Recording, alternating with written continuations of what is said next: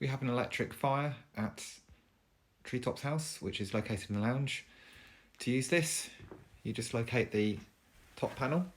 You can see you have your master power on button. So if this is on here, this is completely off. To turn it on, you'll hear a beep. That means power is now going to the unit. To turn on the unit, push this button here.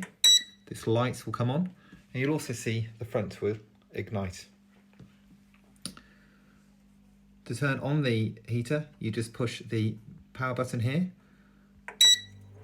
The first push will illuminate the 900 watts, and then you'll find the heat will come out the top. To push it again, it will generate more heat at 800 watts, and that again will come out the top and circulate. To turn it off, just push the power again, and you'll just have the glow effect of the fire. To turn it off completely, push this button. Please make sure that you do turn off the fire after use, since this will heat up. And if you wish to make sure it's completely off, push this button to the 0. And that's how you use the settings on the electric fire in the lounge. Thank you.